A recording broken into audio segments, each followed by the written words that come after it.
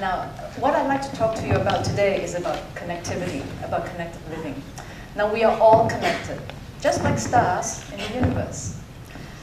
And the thing about connectivity is that it starts from birth.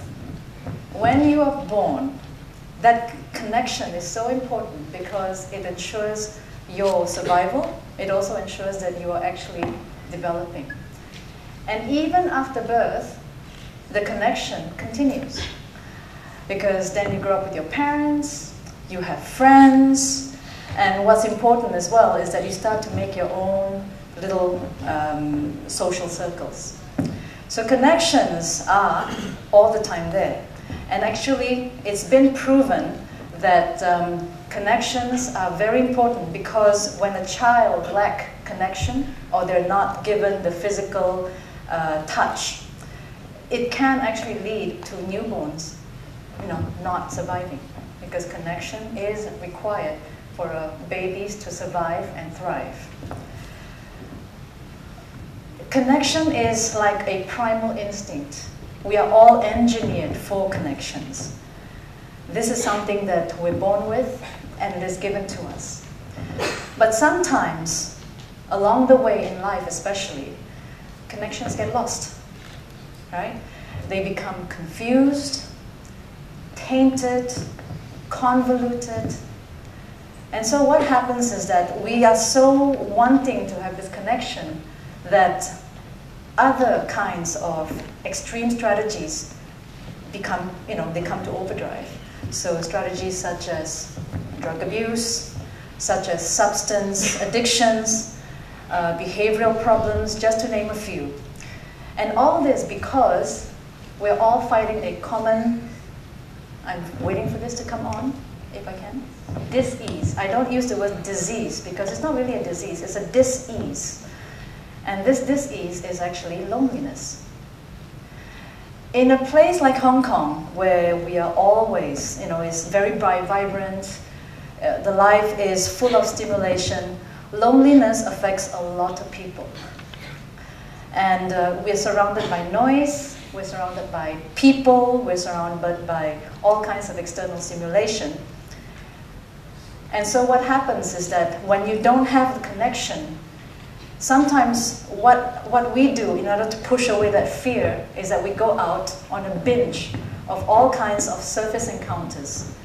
And all this is because we're trying to find that deep connection that we're all looking for. A connection is defined as a relationship in which a person or thing is linked or associated with something else. In a very much deeper sense of the word, a connection is a sense of belonging that we all require to thrive and to survive. The thing is that, ironically, a lot of the times when we're looking for connections, the one connection that we miss out in our quest to fill all of those empty relationships is a connection to the self. So I like this picture because it is a pearl, it's a connection to the self. Now, I know that all of you, because I've seen some of you, we all come as well as me. We've all been on airlines, we've been flying. And one of the things that you hear on the safety instructions, the ones that you see the videos, they always tell you that in the event of a cabin pressure change, and when the oxygen mask fall down from the ceiling, you must first put the oxygen mask on yourself before helping other people. So life is about the same way. You have to first connect to you before you can connect to someone else. You first have to love yourself before you can love someone else. And if you want to make a difference in life, you will be the one to take that first step. This is my life journey. I learned this really the hard way because my life journey was very long and very challenging. I started out as, that's me, you can go, I started out as the 9th female child in a very traditional Chinese family. Now for all of you who are in the same case as I, you understand what that means, right? You'd think that being the youngest, I would be privy to extra attention and extra affection from my parents. Well, not quite. By the time I was born, my mother has long since disconnected to the pleasure and the fantasy and the magic of motherhood. And my father, well, you know, he was very busy trying to improve the family financial situation because he's got 9 children and a wife. So that's a lot of mouths to feed and a lot of clothes to buy.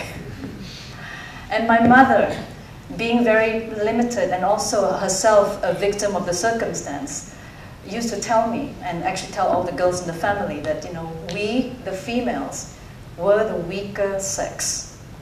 And that our role in life and mission is to obey and to procreate.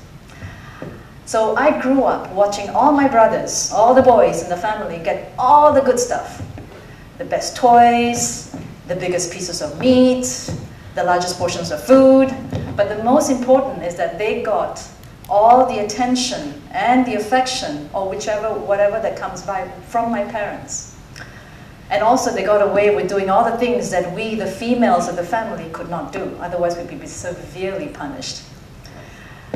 So I grew up with a weakened sense of self and a not very good relationship with who I was. The thing is that sometimes what happens is that when you're going through a certain moment in your life that is not that positive, you have defense mechanisms or you have survival mechanisms. Mine was a survival mechanism. I became overly generous. I gave and I gave and I gave and I gave. Because I thought that by giving, I would then be able to fill the hole that I felt inside. So what happened was that despite everything that I did, I still grew up disconnected to my parents and craving the love and attention and the affection from them. So at the age of 17, because I wanted to fit and relate to the people my age, I developed anorexia. I was anorexic briefly at the age of 17, and then I became bulimic for the next 20 years. I thought that since I could not control my life, what I had to do was to control something, and the one thing I could control was my weight. And also, I had mistakenly thought that in order to connect, I needed to be like the people I wanted to connect with. And so, of course, my relationships were very unbalanced because I gave way too much and I took very little. I was looking for someone to make me whole, and I was looking for someone to complete me. And so what happens is that, of course, when you're doing that, you don't really find it. And my relationships became very draining because I was looking for all the wrong things in all the wrong people. And I had such a weak sense of self that even my personal boundary lines were almost non-existent. So what I did was I became a doormat. I allowed people to make me feel unworthy. On the outside, I looked perfectly functional. Perfectly, nobody could guess anything. But on the inside, I was dying very small deaths. So now, this is an interesting sign because sometimes, you know, when you're falling, especially at the time, I was free falling into a very deep hole. And imagine when you're falling, what happens is that sometimes people are throwing ropes at you, trying to stop your fall, or extending a hand to try to help you. But you don't see them because the fear is so great that what happens is that it grips you and you just keep falling. Or sometimes you do see them, and then you think, you know what, it can't be of any help. For me, it was, I saw them, but I thought, you know what, I can handle this on my own. I'll be fine. So finally, actually, when I did fall on the ground in a deep heap of whatever, I realized then and there that, you know what, maybe I needed to find some help. So it took 5 uncompleted calls before I actually stayed on the line and spoke with a therapist. And I can tell you that the first 3 sessions I had with her was the easiest money that she has ever earned in her life. Because all I did was, before I even sat down on the couch, I cried my eyes out for 3 sessions. And then finally, I decided that I was going to get 2 therapists. So I had 2 therapists. One to go, oh, you know, everything is going to be okay, don't worry, tomorrow's another day. And the other one will be, so, what are you going to do? What will be the first step that you'll do? And the second, and the third. So basically, I've got good cup, bad cup therapist. I tell you, it's a really good strategy because it works. So the road to recovery for me was very long and very hard. And what I learned along the way is a lot of things.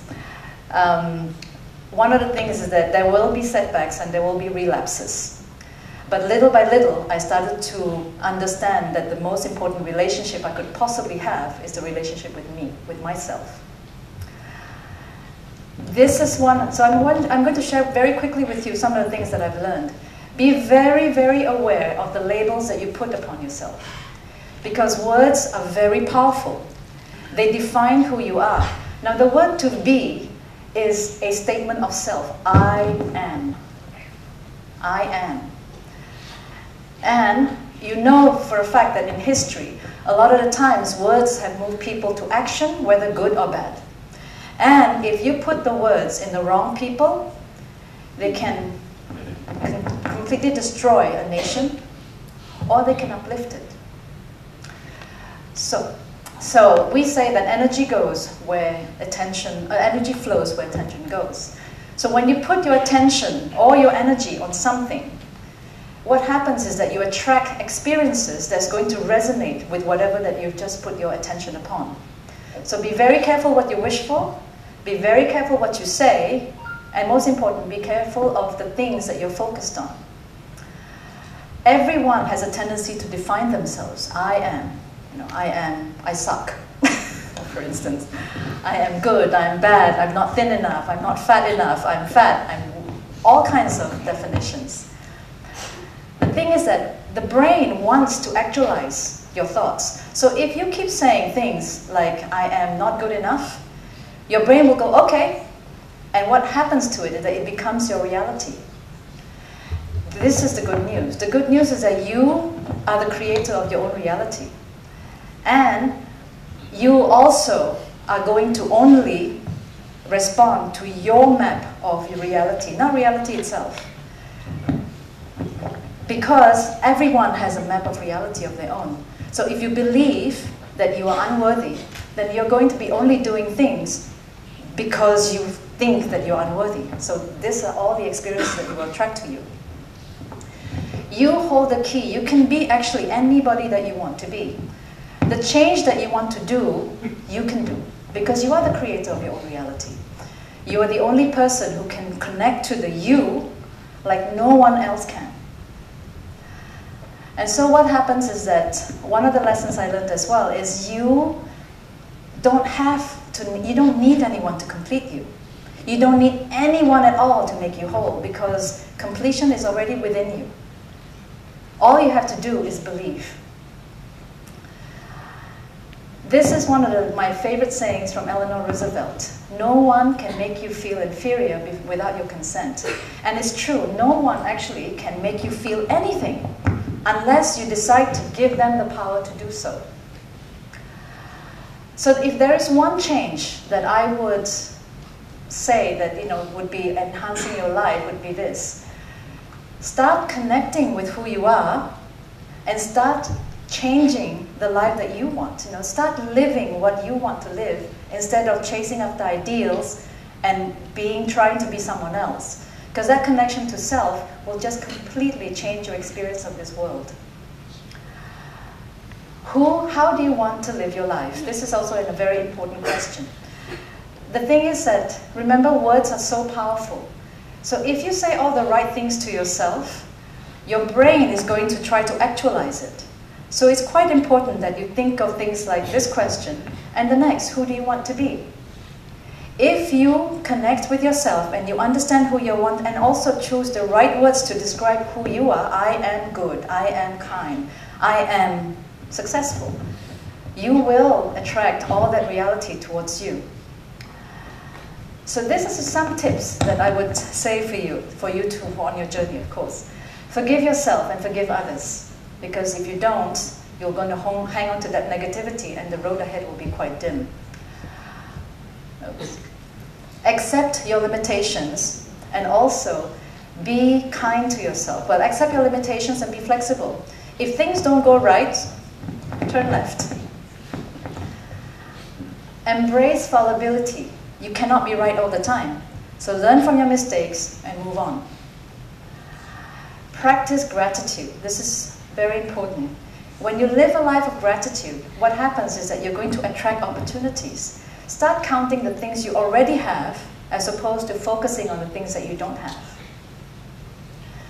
And last but not least, be kind to yourself, because nobody else will. Well, I mean, there will be, of course, but be kind to yourself. We all have baggage. I would say that, don't carry the baggage of someone else, because you already have enough. You've got enough luggage or baggage that you're carrying with you. And if that baggage becomes too heavy, don't do like what I did, which means fall flat on your face. Ask for help. Ask for someone to help you lighten the load. A friend of mine actually had this advice from a woman who's dying in a hospital. She said, travel through life lightly. And I believe in that. Travel through life lightly because it will enhance your experience of this world and will make this reality magical. Now I'm going to leave you with this saying, which I like, from Frank Outlaw.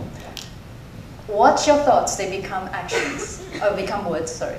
Watch your words, they become actions. Watch your actions, they become habits. Watch your habits, they become character. And watch your character, because it becomes your destiny. So I'm wishing for all of you a safe and beautiful journey, and may you find yourself. Thank you.